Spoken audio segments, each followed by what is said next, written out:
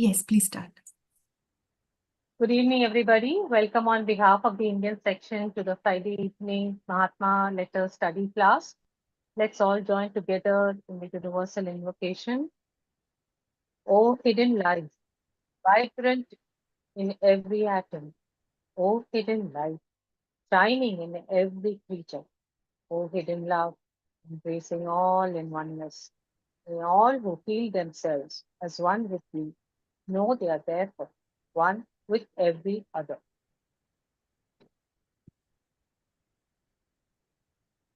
So today we have a continuation of letter number 136, and we have the very erudite Vibhaji to explain it to us. She does it always brilliantly and very precisely. So welcome, Vibhaji. Yes, namaste. Good evening to everybody. And thank you, Vimalji. So today we are studying this, the chronological letter number 136, Mahatma letters to AP Sinnett. And now very few letters are remaining. And I think this is one of the last few letters which Mahatma KH has written to AP Sinnett. And this letter was written in the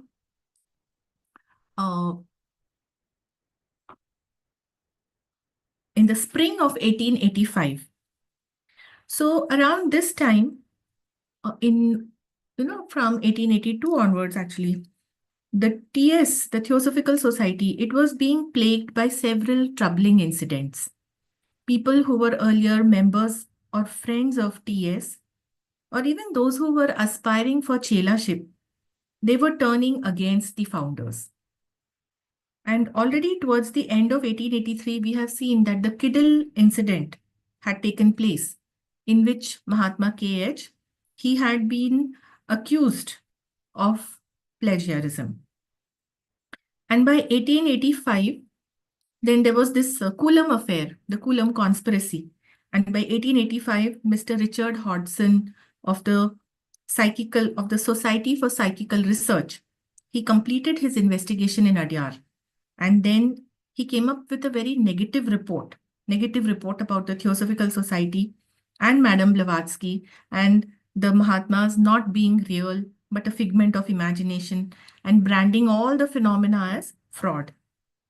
So then after that, Madame Blavatsky, she left India in March of 1885 and she never returned to India. Primarily, it was due to her health reasons that she left, but it was also due to the prevalent situation in Adyar at the time and the Coulomb conspiracy. So after that, there was this Mr. Arthur Gebhard. He was in USA and he was closely associated with the Theosophical Society. He was very friendly with Mohini M. Chatterjee and also with William Kwan Judge. Now, Mohini Chatterjee, he was a probationary chela. We know that. He was a chela of Mahatma KH. But later he became a critic of the Theosophical Society. So Mr. Gebhard, together with Mohini Chatterjee, they wrote a document which was titled Few Words on the Theosophical Society. And in this document, they severely criticized the founder president, Henry Steele Olcott. They alleged him of despotism. That means accusing Olcott of exercising absolute power in a very aggressive or oppressive way. And Madame Blavatsky, she regarded this document as a manifesto. She did write a reply to it. That reply has come to be called as the original program of the Theosophical Society. And her response was actually a statement on the basic platform of the Theosophical Society, its policies, and what it stands for. And it was a defense of Colonel Olcott. Both these documents, the manifesto and the original program, should anybody want to refer to it, they are available in the Adyar pamphlet series. So such were the distressing events that were happening at the time. And Sinnett himself, he was being plagued with so many doubts. In fact, he was growing somewhat distant from Madame Blavatsky. And perhaps he asked Mahatma KH to explain and shed some lights on the situation prevailing at that time. So such was the situation. And in the spring of 1885, that means perhaps around March or April of 1885, Sinnett received this reply. That is letter number, chronological letter number 136. So I will share the slides of this letter with you, and then we can go through it.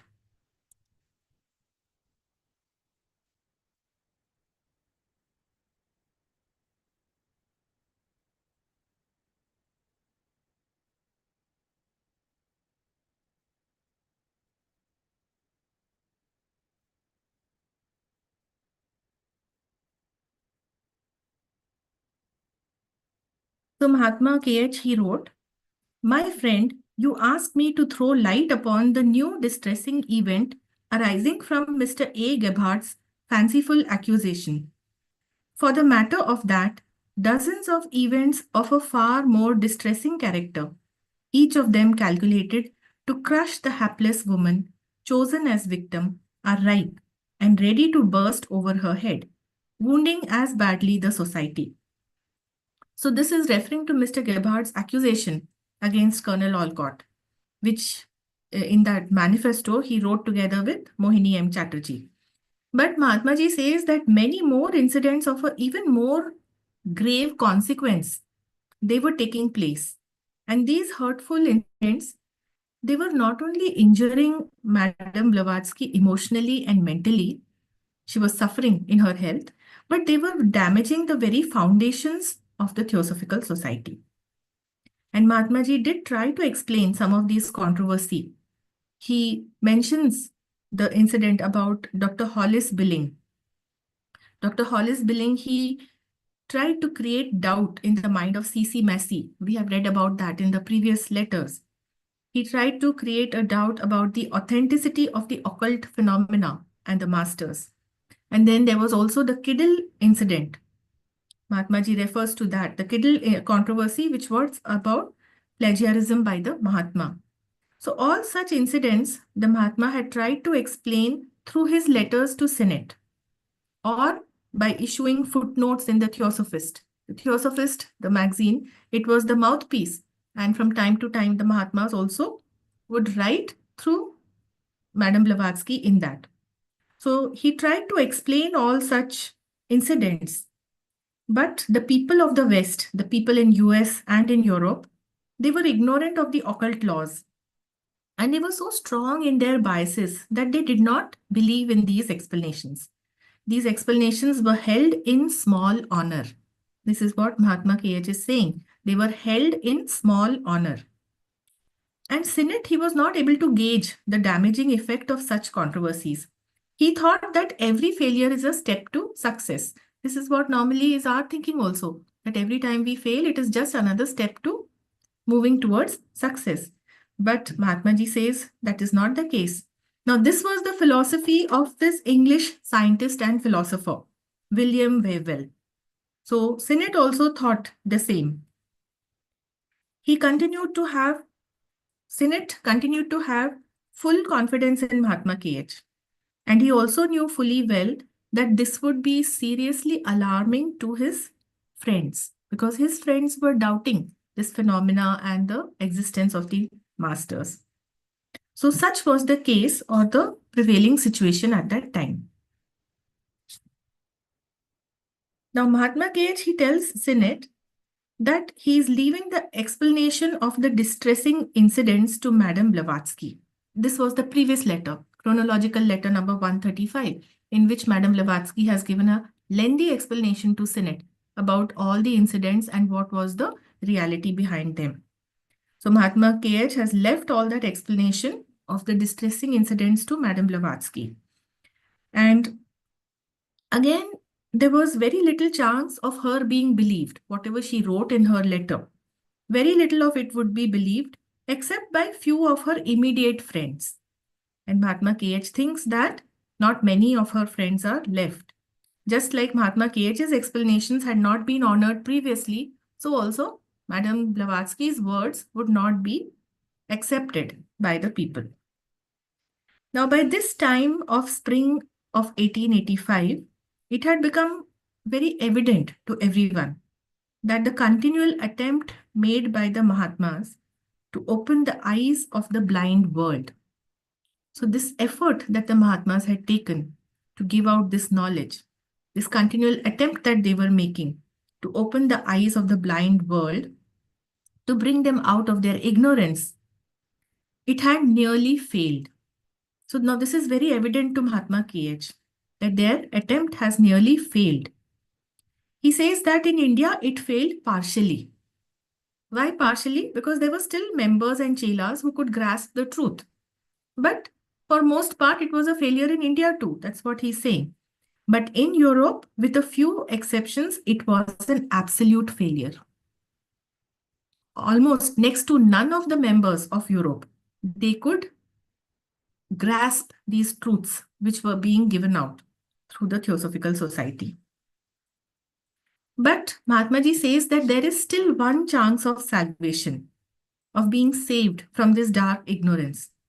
Those who still believed in the cause of the Theosophical Society and the teachings that were being given out, he says they would have to rally together. They would have to come together to bravely face this storm of disbelief, of doubt and deceit. And it would be their job to open the eyes of the people who are intellectual, to open the eyes of the most intellectual among the public who can really think logically and reveal to them the foul conspiracy against theosophy that was going on at the time in the missionary circles. So all this was a fallout, was an outcome of the conspiracy that was taking place in the missionary circles against theosophy. It was the missionaries, they were spreading Christianity throughout the world, and they had taken it upon themselves to spread Christianity in such a way that people would remain steeped in superstition, in fear. And in this way, they could gain dominance over the masses. They would have the controlling power over the masses. If you remember in another letter, Mahatma KH had written that the chief cause of nearly 2/3 of the evil that pursues humanity is religion. Religion under whatever form and whichever nation. So it is the sacerdotal caste, the priesthood, and the churches. In that he had mentioned that ignorance created God and cunning took advantage of opportunity. So this is exactly what was happening. Ignorance created gods and cunning took advantage of the opportunity. This is what was happening through the missionary circles at this point in time. So naturally, the missionaries, they did not want that the truths of theosophy should be revealed to the public because that would empower the public. The people, they would get this real knowledge about who, or rather what is man, God and universe. So then they would not buy the philosophy which was being given out by the missionaries. And so this was the whole situation or the condition at the time. And Mahatma Ji says that the only chance of recovering from this setback, it was to come together, to unitedly rally against this onslaught on theosophy. And this would help to regain the stability of the society, the footing of the society in about a year's time.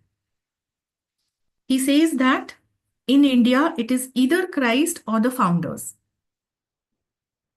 Let us stone them to death. They have nearly finished killing one. They are now attacking the other victim, Olcott.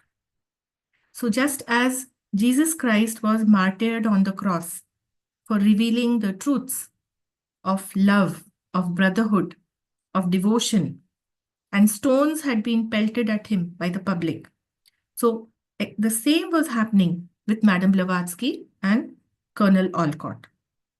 Now, the attack on Madame Blavatsky, it refers to the Coulomb conspiracy, in which she was implicated as fabricating all the occult phenomena of, precipitating the letters, and that the Mahatmas were only an element of her imagination. So that was the accusation against her. And Madame Blavatsky's health suffered seriously due to the emotional and mental distress. In fact, to such an extent that she could soon die. And now Colonel Olcott was being subject to similar attack by the Gebhard accusations. So he was the next victim. Now, all this that was happening, all the conspiracy that was taking place, Mahatma Ji was fully aware about it. He was aware about the truth of this whole situation, how the efforts to bring the light of theosophy into the world, it was trying to be thwarted by the counter forces. He tells Mr. Sinnett that the padris are the priests. The padris, they were busy trying to benefit their personal interest by taking advantage of the circumstances. They are as busy as bees. The Society for Psychical Research, they had already sent Richard Hodgson as their ambassador to Adyar. He had come to Adyar, I think, in November of 1884. And he carried out this investigation on Madame Blavatsky. That was her performance of psychic phenomena in the production of the Mahatma letters. The missionaries, the padris, they took advantage of this situation in such a way that Mr. Hodgson, he became a victim of false evidence. He was shown evidence by Emma Coulomb and her husband, and he bought in that. He was deceived. Was deceived by Emma Coulomb and her husband, Alexis, into believing that Madame Blavatsky, she had faked and forged the letters. Now, these two people, Emma Coulomb and her husband, they worked for the founders in Adyar. Okay, but they lived in Adyar, and of course, they showed this false evidence, but the real game was being played by the padris. Now, Mr. Hodgson felt that this was a massive deception. He was, he couldn't believe it, incredulous. He thought this is a gigantic swindle. And he personally felt extremely disappointed about the whole thing.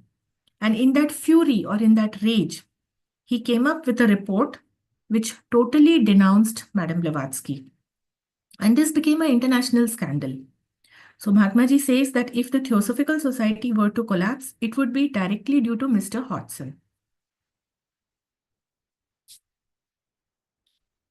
Now, to worsen the situation, Mr. Hume and Mr. Lane Fox, they too were adding fuel to fire.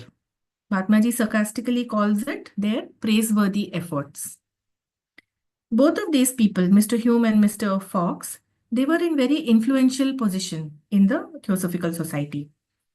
Hume was the president of the Simla Eclectic Theosophical Society, and Mr. Lane Fox, he was a prominent TS member, and he had been appointed by Mr. Olcott as to the Board of Control to supervise the Adyar headquarters in the absence of Colonel Olcott and Madame Blavatsky, because they were traveling to Europe. So this Board of Control was in charge, and Mr. Lane Fox had been appointed as a member of that Board of Control. That is when this Coulomb affair had happened. Now, the integrity of the society, it was being damaged, which was the effect of whatever these two people were saying, the effect of these two tongues of Mr. Hume and Mr. Fox.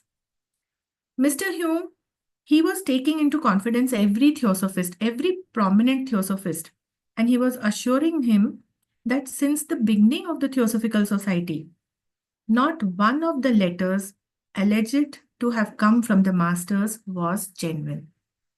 Meaning it was not letter from the master, it was a fabrication by Madame Blavatsky. And Mr. Lane Fox, he too went about preaching to everyone, to all members, that he was only carrying out the wishes of Mahatma M. He wanted to acquaint the Theosophists with all the defects of the Theosophical Society. And he also went on to say that it was the karma of the founders to betray the sacred trust that they had received from their gurus. So you see what slander, what backbiting, what kind of thing was going on, and that too by such senior members. Mahatma Ji says, therefore, Sinnett should not blame the chelas, the Hindu chelas of the masters, for detesting the Europeans at the headquarter, that is at Adyar, and saying that it is they who have ruined the society. This is what the Chelas thought, that the Europeans, they have ruined the Theosophical Society and they detested them. But how could they be blamed for it? Such were the situations. This whole crisis had brought a forcible end to the projected occult instructions. Actually, a plan had been put into place to continue the occult instructions from the masters without transmitting them through Madame Blavatsky. First of all, because her health was suffering so much.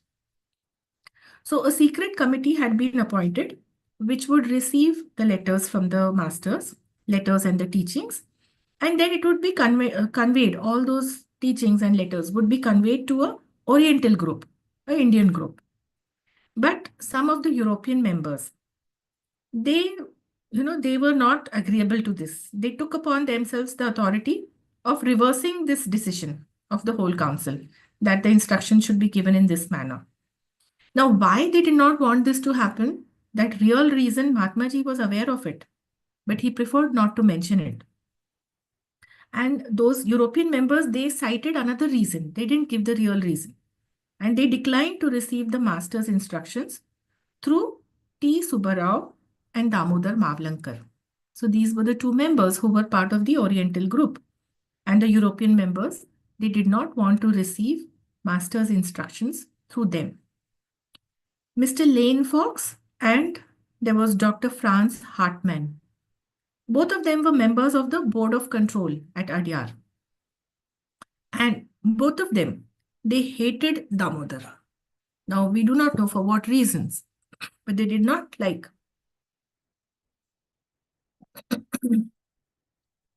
They did not like Damodar. And further, what happened? T. Subbarao, he resigned from the Theosophical Society. We also know that.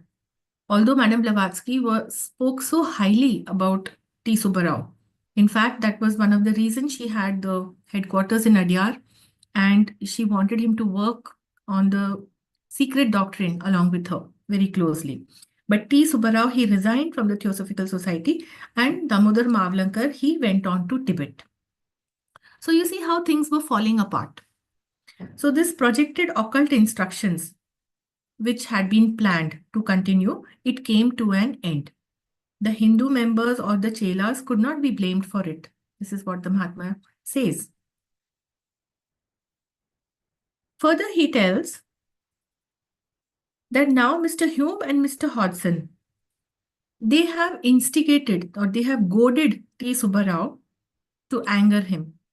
They provoked him into anger by telling him that since he was a friend and a fellow occultist of Madame Blavatsky, so he too was suspected by the government of being a spy.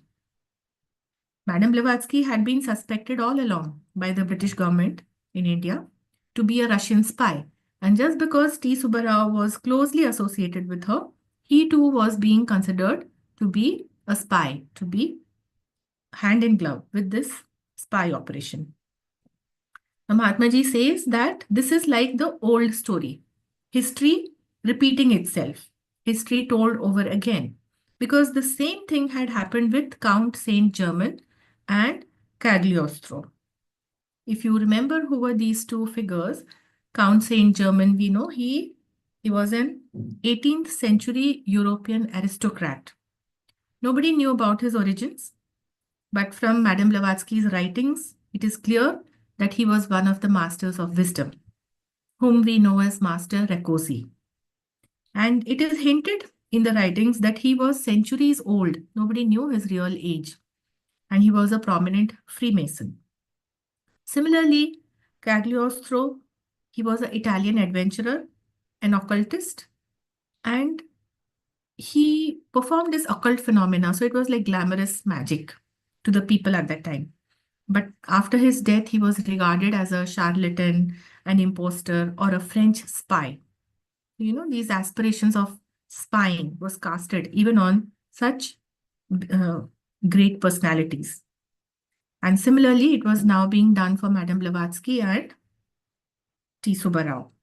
So despite people having all these fanciful and false notions about the high chelas like T. Subbarao and Mavlankar, Master says that, but I may tell you who have ever been faithful and true to me, that the fruits of your devotion shall not be allowed to decay and crumble down into dust from the tree of action. So we know in that, for a fact that T. Subbarao, he had the same guru as Madame Blavatsky. They were the chelas of Mahatma M. So Mahatma Ji is saying, those who have been faithful and true to me, that their fruits of devotion shall not be allowed to decay and crumble down into dust from the tree of action, meaning whatever karma they have done. Those who are faithful and devoted to the master, those who sincerely work in the name of the master, they shall surely reap the fruits of their karma, even if the whole world misunderstands them, even if people doubt them. Still, there nobody can avert the fruits of karma, whether it is good karma or bad karma. So, fruits of their good karma they would definitely reap. In fact, in one of the letter to C.W. Leadbeater, Mahatma K.H. has written that by by this sincere devotion and faithfulness, you can even force a master to accept you. What he actually wrote is, force any one of the masters you may happen to choose. Do good works in his name and for the love of mankind. Be pure and resolute in the path of righteousness, as laid out in our rules. Be honest and unselfish. Forget yourself, but to remember the good of other people, and you will have forced that master to accept you. So, if you work in this manner, as Mahatma Ji has mentioned in the letter, then irrespective of whether somebody else is understanding you or misunderstanding you or accusing you, you will reap the fruits of your actions. The master will accept you as a chela. But now what was happening? The truth is, master says, the truth is, none of you have ever formed an accurate idea of either the masters or the laws of occultism they are guided by.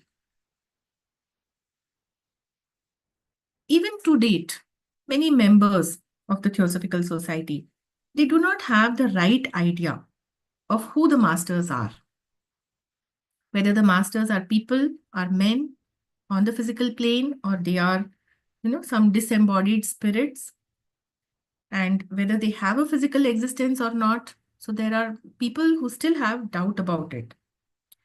They have an inaccurate notion that the masters are always all-knowing, that they are infallible.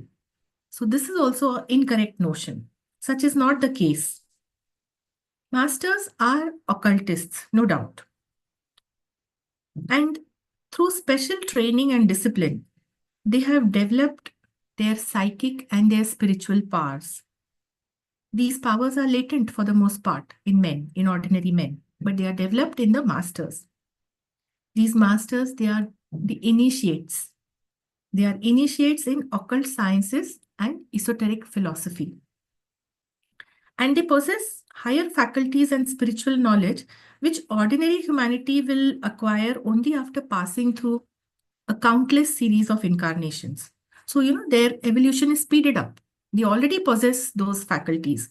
Their principles, the septenary principles, have already matured to a certain extent, degree. Now, the masters, they have even attained the right to enter nirvana, but then they forego nirvana, they renounce nirvana in order to stay in touch with the humanity. And they are guided by occult laws which are immutable. The ordinary men like us, we have very little idea or no conception at all of what kind of occult laws these are. Because their ways, the ways of the masters, they are not our ways. That is the way of the worldly men. Now, in spite of all this, the masters, they are living men. They are incarnated in a body and they live in physical locations in different parts of the world. But it is equally true that they have gained conscious existence in their individuality. Okay? But yet they do have a physical body. The Mahatma KH has mentioned in another letter that an adept, when acting in his body, is not beyond mistakes. due to human carelessness.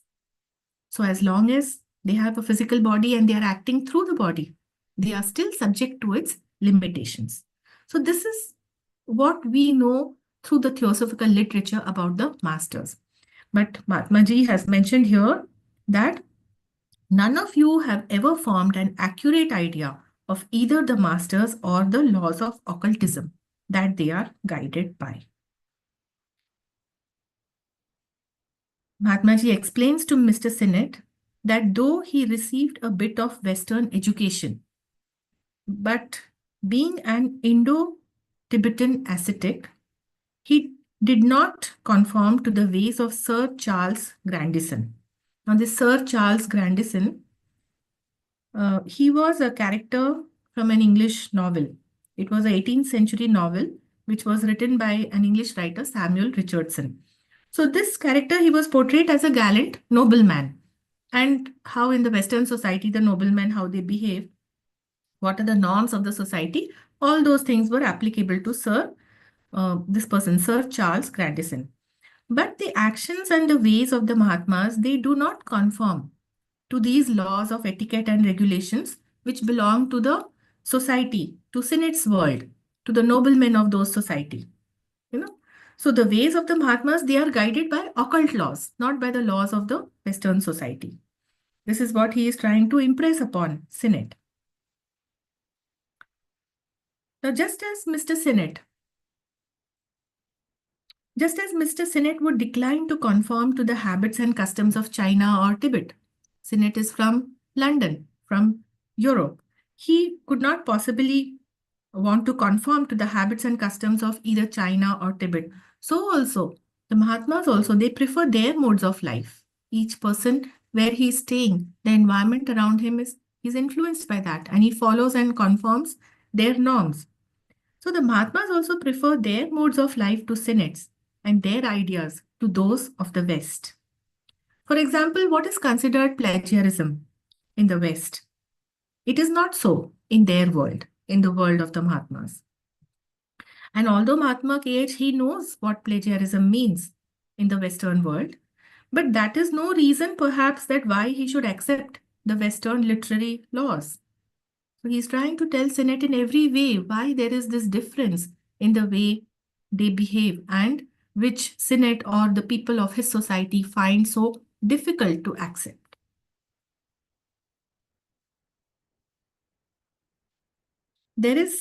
So Mahatma Ji is giving an example to him of what is meant by plagiarism in the Western country, whereas not so in Tibet. There is this world famous Chinese dictionary. It is a literary dictionary which contains all these poetic dictions and literary allusions. It is called the Pei Wen Yung Fu, and it dates back to the early 18th century, 1711 to be precise. So this dictionary, it is full of quotations from every known writer, and it contains all the phrases ever used. So Mahatma Ji tells Sinnett that any writer, he is free. He has the privilege to take out whole sentences from this dictionary and to frame them to express his thoughts. So this is not considered plagiarism by them. Though such a scenario was not acceptable in the Kiddle case. In the Kiddle case, we know that Mahatma KH was being accused of taking sentences from the speech of Mr. Kiddle. Now, in the letters written by Mahatma, Sinnett, he might, if he goes through them carefully and compares it with other books and manuscripts, Mahatma Ji says, he may perchance find throughout the letters 20 detached sentences, separate sentences here and there, which may have been already used in other books or manuscripts. Okay. Now, why does this happen? So he's telling Sinnett how they write. Mahatma Ji explains to Sinnett that just as when you write upon some subject, what do you normally do? You will surround yourself with a lot of reference matter. Nowadays, we look up into internet, into Google. But what do the writers, they would do? They would surround themselves with reference book, etc. So also when they, meaning the Mahatmas, when they would write something and the Western opinion about it is not known to them, then they also would surround themselves with hundreds of paragraphs upon that particular topic and from different works. But there would be a difference in it.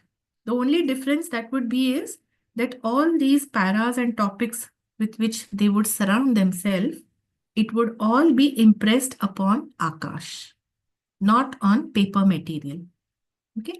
See, everything that happens in the physical world has its impression in the Akashic world, the Akashic records. It is called the Akashic records. What is Akash? It is the fifth cosmic element. We won't go into the details of Akash, but this is how it works.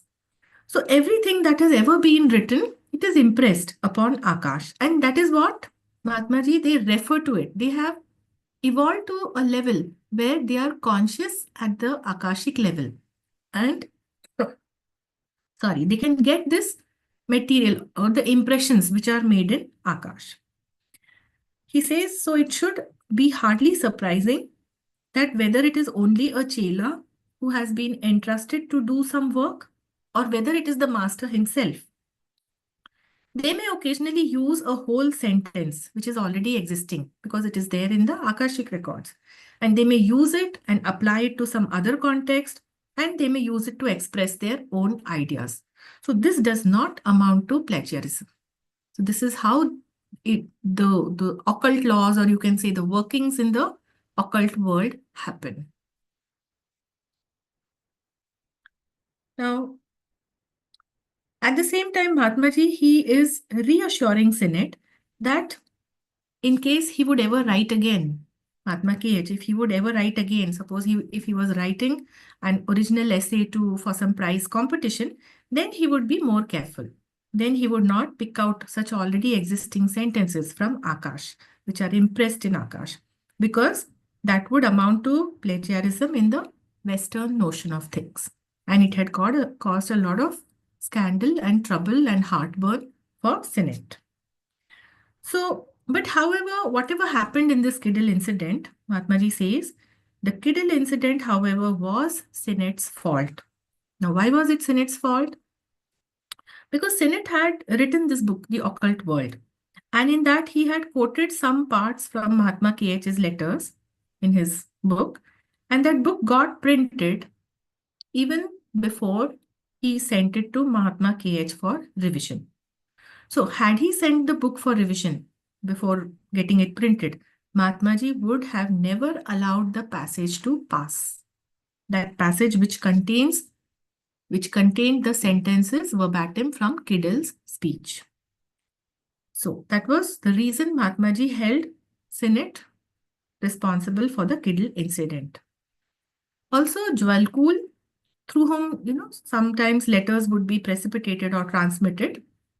So Jwalkul, he invented a pen name, Nom de Plume, for the master as Kuthumi Lal Singh. This too the Mahatma says he would never have allowed, but for carelessness on his part and without thinking of the consequences. Okay? So such errors, or such lapses would come into their communication or the letters. Okay, there is time for a few more slides. The Mahatmaji further tells that we were expected to allow the occult forces to be treated in the same manner as their rind, physical forces in nature.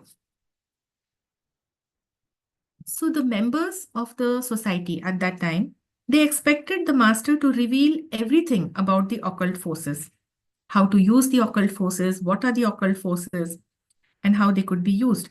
They thought it was just like harnessing the physical forces, what we study in physics, chemistry, and how we use those forces for our benefit. So same thing, if we can study about occult forces, we can use it for our benefit. This was their expectation from the masters.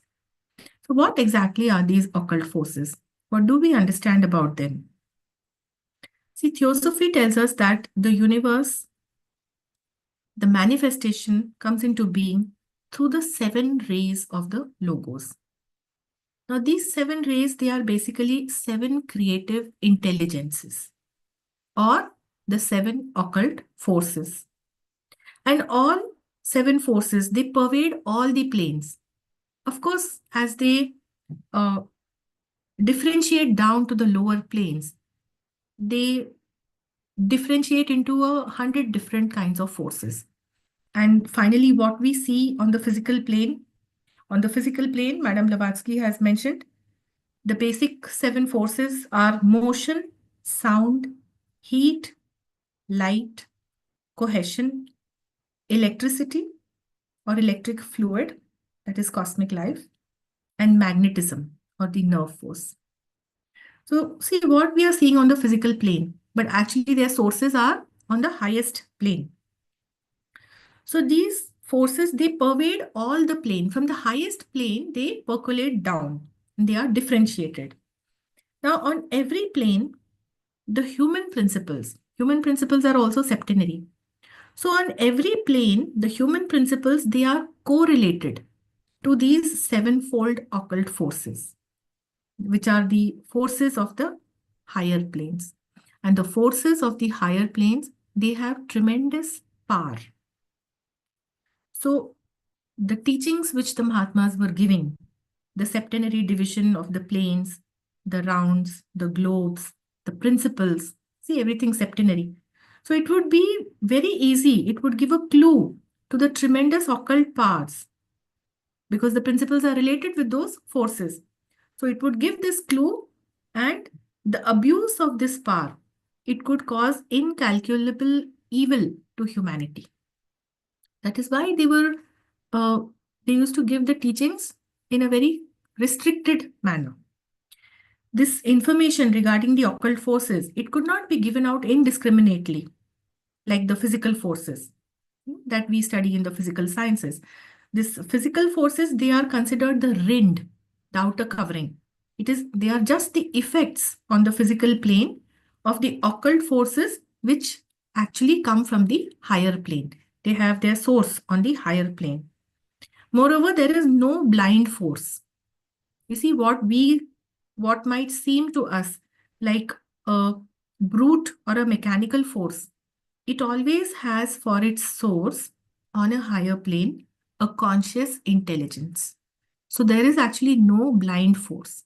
Okay, so this is the occult nature of forces that we are dealing with, and the people expected the Mahatmas to allow occult forces to be revealed to them, to treat it in the same manner as physical forces.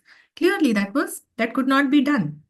And for this, the masters they were taken to task for not giving out to every man of learning who had joined the Theosophical Society the fruits of the researches of generations of occultists who had all devoted their lives to it and who had as often lost them in the great struggle of wrenching her secrets from the heart of nature.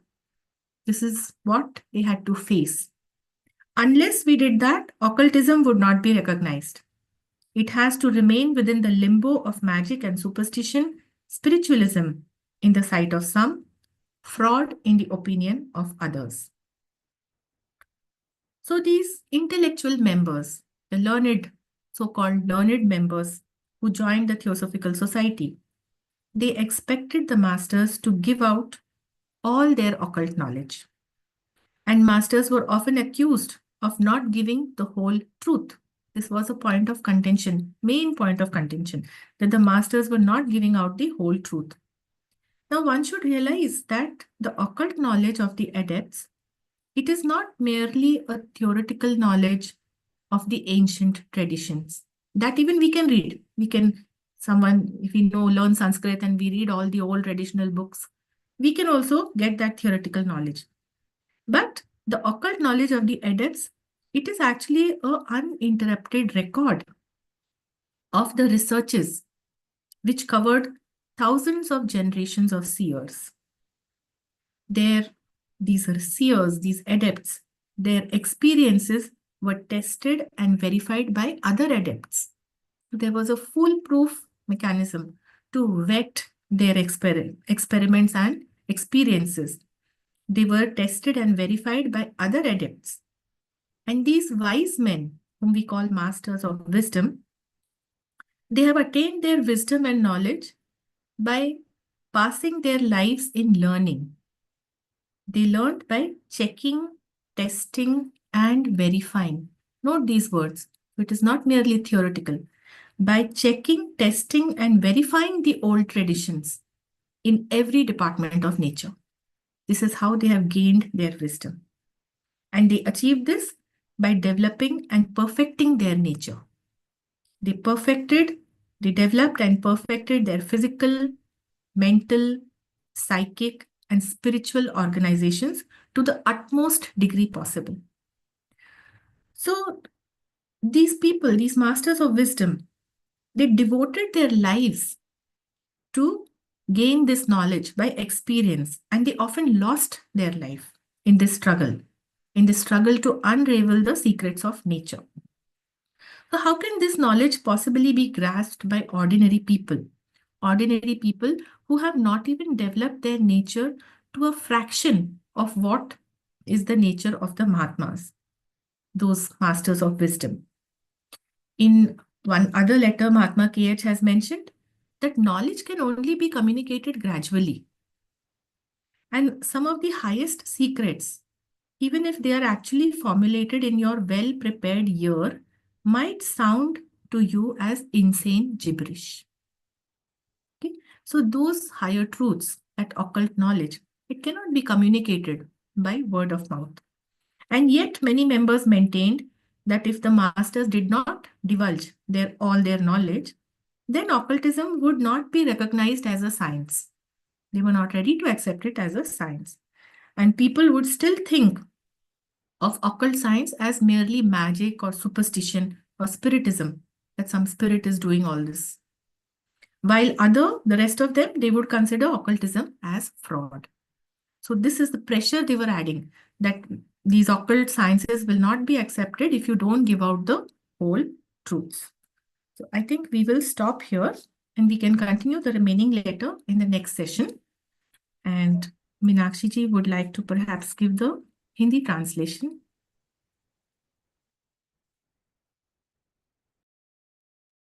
सभी को नमस्ते. Thank you sister. आज हम Mahatma letter number chronological letter number 136 ले रहे हैं, जो कि मास्टर के एच ने एपी सिनेट को लिखा है 1885 में. मास्टर सिनेट से कहते हैं कि आप मुझसे नए चिंताजनक घटना जो मोहिनी मोहन चटर्जी के प्रभाव में मिस्टर आर्थर गेभार्ड द्वारा कर्नल ऑलकॉट पर लगाए गए आरोपों के बारे में है, उस पर प्रकाश डालने के लिए कहते हैं. लेकिन एचपीबी जैसी अभागी महिला पर निशाना साधकर उन्हें परास्त करने वाले कई ऐसे अधिक प्रसंग है जिनका विस्फोट कभी भी हो सकता है और जो उन्हें और सोसाइटी को क्षति पहुंचाएगा. बिलिंग मेसी और किडल लाइट घटनाओं में आपके तर्कों को संतुष्ट करने की मेरी विफलता के बाद मुझे यह कल्पना करनी चाहिए कि मेरी व्यक्तिगत राय और स्पष्टीकरण पश्चिमी लोगों में कोई मायने नहीं रखती है. हालांकि आप भी वेहवेल की तरह सोचते हैं कि हर एक असफलता सफलता की ओर एक बढ़ता कदम है, और मुझ पर आपका भरोसा आपके मित्रों को चौंकाता होगा. आपकी आज्ञा पर ऑलकॉट के बारे में परेशान करने वाली घटना का स्पष्टीकरण मैडम ब्लेवेट्स्की पर छोड़ा है. उनकी बातों पर विश्वास करने वाले बहुत कम ही निकटतम मित्र सहयोगी बचे हैं. मेरे मित्र, अब तक आप समझ ही गए होंगे कि हमारे द्वारा अज्ञानी दुनिया की आंखें खोलने के शताब्दीय प्रयास में हम लगभग असफल हुए. भारत में आंशिक रूप से और यूरोप में कुछ अपवादों के साथ पूरी तरह से. जो हम में अभी भी विश्वास करते हैं उनके द्वारा बचाने का केवल एक ही मौका है, वह यह कि एकजुट होकर निडरता से तूफान का सामना करना. थियोसॉफी के विरुद्ध मिशनरियों की कपटपूर्ण साजिशें दुनिया के बुद्धिजीवियों के सामने लाए और 1 वर्ष के भीतर सोसाइटी में फिर से स्थिरता आएगी. भारत में या तो क्राइस्ट या थियोसॉफिकल सोसाइटी के संस्थापक। आइए उन्हें हम मौत के घाट उतार दे, ऐसी स्थिति है। उन्होंने एचपीबी को तो लगभग मार ही दिया है और अब वे ओलकॉट पर हमला कर रहे हैं। पादरी मधुमक्खियों की तरह व्यस्त है। सोसाइटी फॉर साइकिकल रिसर्च ने एचपीबी और मास्टर्स के पत्रों के पीछे की घटनाओं की सत्यता की जांच और रिपोर्ट बनाने हेतु मिस्टर हॉजसन को भेजा, जो आसानी से झूठे सबूतों का शिकार बने। उनकी तर्कों पर आधारित झूठा रिपोर्ट पूरी तरह से सोसाइटी को बदनामित करने वाला था। इसमें कोई संदेह नहीं कि यदि थियोसॉफिकल सोसाइटी को क्षति पहुंचेगी तो वह मिस्टर हॉजसन के कारण होगी। मास्टर कहते हैं कि शिमला के हमारे पारस्परिक मित्र एओ ह्यूम, जिन्होंने उस समय डिजाइन नहीं किया था, और लेन फॉक्स के साथ इसमें उनका प्रयास था। लेन फॉक्स और मिस्टर ह्यूम के प्रभावशाली वक्तव्य के सामने सोसाइटी की एकजुटता कैसे टिक पाएगी, ऐसा मास्टर पूछते हैं। वे कहते हैं कि मिस्टर ह्यूम ने हर एक प्रतिष्ठित थियोसॉफिस्ट को अपने विश्वास में लेकर उन्हें यह विश्वास दिलाया कि सोसाइटी के शुरुआत से ही महात्माओं से प्राप्त एक भी पत्र असली नहीं है। और लेन फॉक्स कहते हैं कि वे सभी थियोसॉफिस्ट को मास्टर एम की इच्छानुसार सोसाइटी और उसके संस्थापकों के दोषों से अवगत करा रहे हैं, कि यह संस्थापकों का ही कर्म है कि उन्होंने अपने गुरुओं से प्राप्त विश्वास का विश्वासघात किया।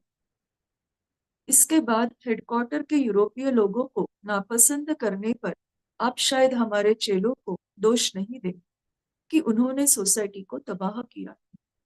मेरे मित्र, इस प्रकार गूढ़ निर्देशों की परियोजना का जबरन अंत होगा।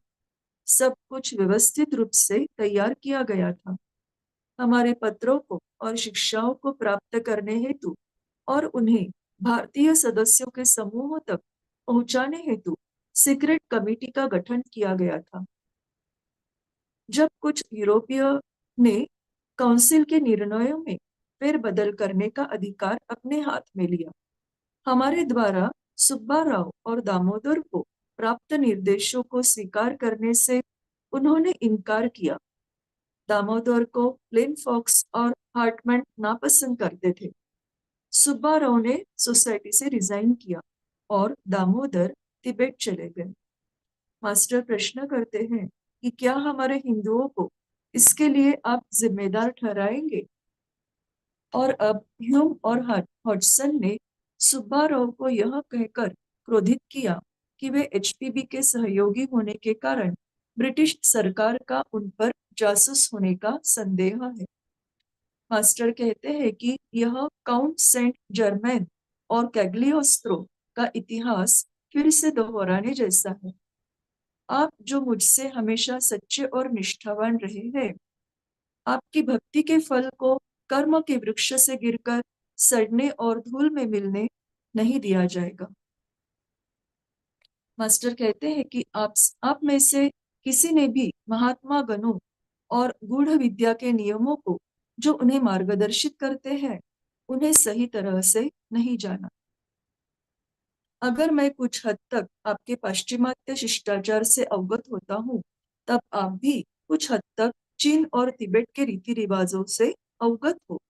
जैसे आप हमारी आदतों और रिवाजों के मुताबिक जीना पसंद नहीं करोगे, वैसे ही हम अपने तौर तरीकों को प्रधानता देते हैं। मुझ पर साहित्यिक चोरी का आरोप लगाया गया। हम चीन और तिब्बत वाले इस शब्द के बारे में आप जैसा अर्थ नहीं निकालते। मुझे आपके साहित्यिक कानूनों को क्यों स्वीकार करना चाहिए? किसी भी लेखक को दुनिया के सबसे महान पाई वेन यून फू के शब्दकोश यानी डिक्शनरी में से जो हर एक ज्ञात लेखक के कोटेशन से और हर एक इस्तेमाल में लाए गए उक्तियों से भरा हुआ है, उसमें से पूरे वाक्यों को लेने का और उन्हें अपने विचारों में व्यक्त करने का पूरा अधिकार है। यह किडल केस में लागू नहीं हुआ। मास्टर कहते हैं कि मेरे पत्रों में आप ऐसे 20 अलग अलग वाक्य पाएंगे जो पहले भी किसी किताब में या हस्तलिखित ग्रंथ में उपयोग किए जा चुके हैं। जब आप किसी विषय पर लिखते हैं, तब आप संदर्भ के लिए अपने आप को पुस्तकों से घेर लेते हैं। जब हम किसी पाश्चिमात्य विचार पर कुछ लिखते हैं जिससे हम अपरिचित होते हैं, तब हम उस विशिष्ट विषय के दर्जनों अलग अलग लेखों से जो आकाश में मुद्रित है, उसके सैकड़ों अनुच्छेदों से अपने आप को घेर लेते हैं। इसमें कोई आश्चर्य की बात नहीं कि कोई चेला या एक महात्मा जो प्लेजियरिज्म यानी साहित्यिक चोरी के बारे में अनजान है, वे कभी कभार पहले से ही अस्तित्व में हुए वाक्यों का उपयोग दूसरे कार्य के लिए करते हो। इस स्पष्टीकरण से यदि आपके मित्र और शत्रु संतुष्ट नहीं है, तो इसमें मेरी कोई गलती नहीं है। अगली बार कुछ नया लिखते वक्त सावधानी बरतनी होगी। किडल के मामले में आपकी गलती है। ऑकल्ट वर्ल्ड की किताब छापने से पूर्व आपने उसे मुझे रिवीजन करने नहीं भेजा। मैं उस पैसेज को यानी किडल के वाक्यों को छापने की अनुमति नहीं देता, और न ही ज्वालपुल द्वारा दिए गए उपनाम लाल सिंह को, जिसे परिणाम का विचार किए बिना मेरे द्वारा असावधानी से अनुमति दी गई थी। मेरे अच्छे मित्र, हम दिन के हर पल अचूक और भविष्यदर्शी या पूर्वाभासी नहीं होते हैं। आगे मास्टर कहते हैं कि हमसे यह अपेक्षा की गई कि ऑकल्ट फोर्सेस यानी गूढ़ शक्तियों को भौतिक जगत की प्राकृतिक शक्तियों की तरह माना जाए। प्राचीन काल से साधना मार्ग पर चल रहे साधक, जिन्होंने अपना संपूर्ण जीवन इस विद्या के लिए समर्पित किया था और प्रकृति के हृदयस्थ रहस्यों को उजागर करने के असामान्य संघर्ष में अक्सर अपने जीवन को खो दिया था, उन शोधों के फलों को यानी ज्ञान को थियोसॉफिकल सोसाइटी में शामिल प्रत्येक विद्वान से न बांटने पर हमें दोषी ठहराया गया। जब तक कि हम ऐसा नहीं करते, तब तक गुह्य विद्या अभिज्ञात नहीं हो सकती। इसे जादू और अंधविश्वास के दायरे में बंदिश रहना होगा। किसी की नजर में यह अध्यात्मवाद और किसी की राय में यह धोखा होगा। Thank you. नमस्ते। Thank you so much. We can now open up for any discussions or additions.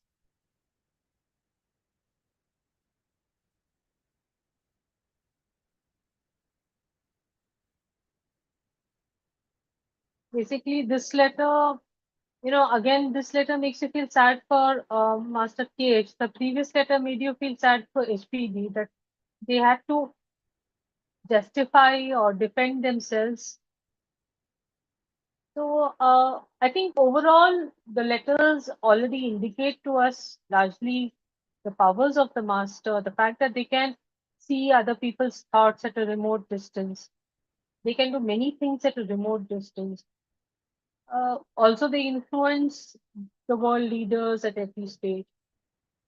What is still striking, of course, for us in the society, I feel, is that we're still with the same problem. On one side, one huge section of humanity has worshipped the anthropomorphic god or some gods, but they are of human form, or some figure they worship. Or second, the other side is they completely atheistic, scientific, so they do not accept anything which we talk about. So even now, when we say Akasha, and we don't have the proof of that, it's just lost. We are unable to convince really good people out there that this could be. So I mean, okay, quantum mechanics and quantum physics has given us some sort of leeway, little bit, that we can have some, sort of just some parts of our philosophy can be justified.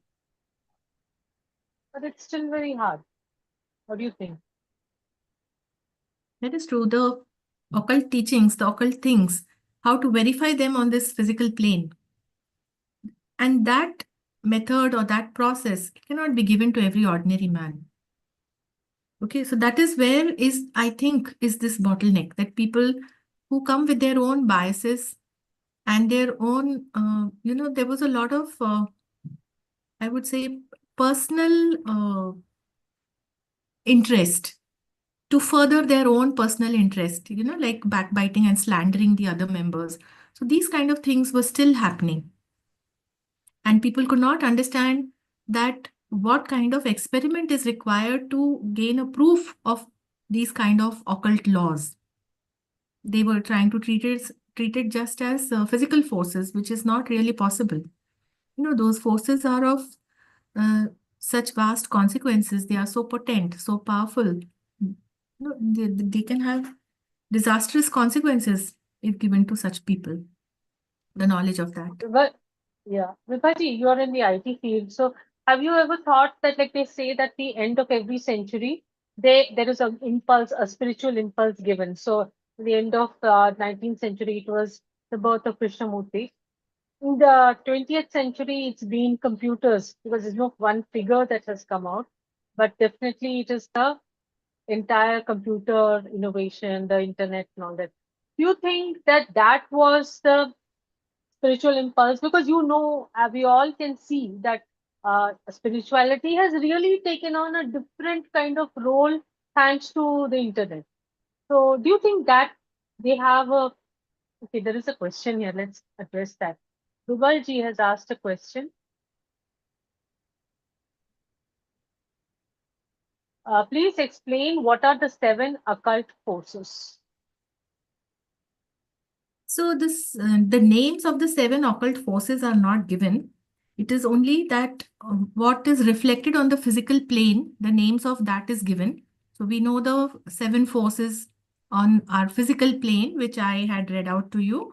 That is motion and sound, heat, light, cohesion, electricity, and magnetism. But if we look at it at the highest level, at the level from where the universe comes into manifestation, it is all through the force, what we call is Shakti, right? So what is indicated in the theosophical literature are the 7 rays. The 7 rays are nothing but the 7 occult forces. So that is what you need to read or study about in the theosophical literature, about these 7 rays and how manifestation comes about through these 7 rays. A lot of it has also been mentioned about Fohat. Fohat is the energy which gets everything done. The divine thought is impressed on matter through Fohat. That is how the divine plan comes into being or into action. And then the 7 sons or the 7 brothers of Fohat, that is mentioned. So it is again at a lower level, the 7 forces which come into action. So that's all I have got to say about these 7 occult forces.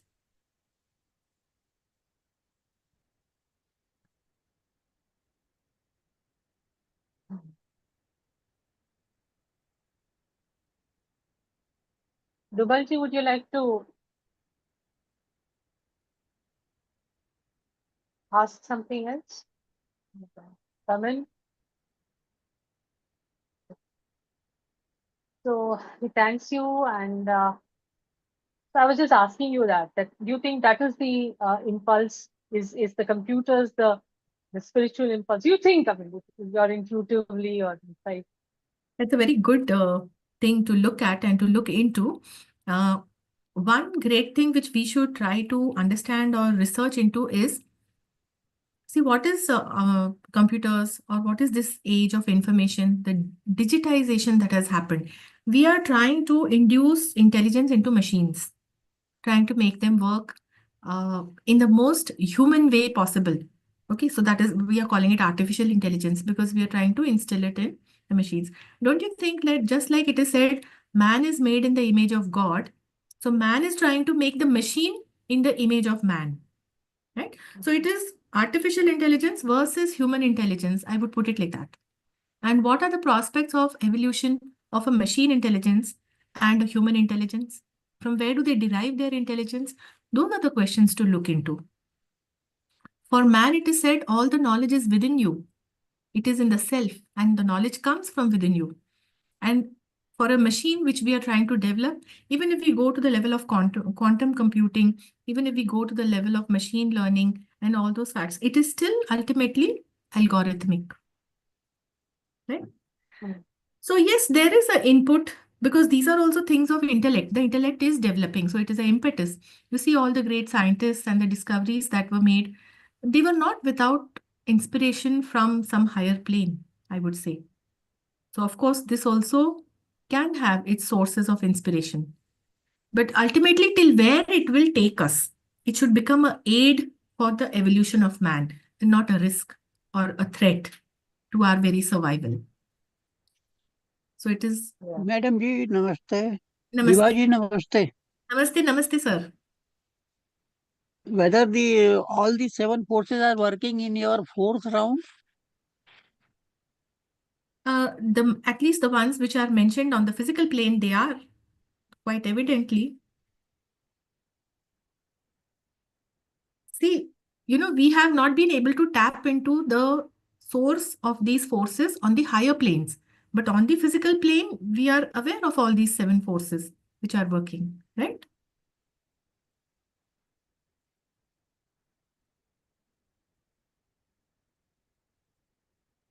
You have any doubt about that? I will just repeat the No, 7 thanks. which I mentioned on the physical plane are motion. So motion we see everywhere. Motion is vibration also. Sound, heat, light, cohesion. Cohesion is, attraction coming together. Gravity, is it cohesion? Okay, that is a different discussion. Then 6th is electricity. That is the electric fluid, which is called cosmic life. So the source of this electricity is cosmic life. That is the one force whose source is actually mentioned in the Theosophic writings. And the last one is magnetism. Magnetism is the force which works in our nerves, the nerve force. You see, even in man, the nerve impulses are electromagnetic impulses. So these are the forces which we know about on the physical plane, but they all have their source on the higher planes. And on the higher planes, the source is a intelligent and conscious force. It is not a blind force. At least one cosmic force we all know about is Kundalini. It is also one form of Fohar. Everyone knows that. At that time, I think maybe these words were not known to these Englishmen. So it could be one of those that they are talking about, the hidden forces among the 7. Well, thank you. Welcome.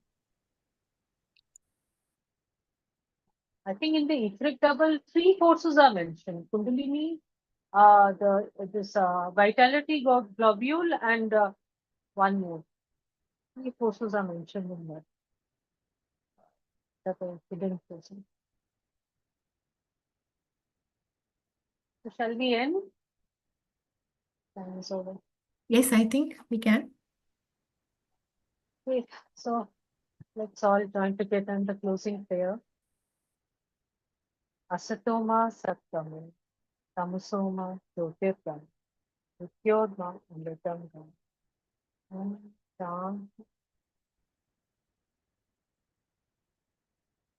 Thank you everyone. Thank you for joining. Thank you Vibha ji, thank you Meenakshi ji. Thank you. As always, brilliant. Thank you.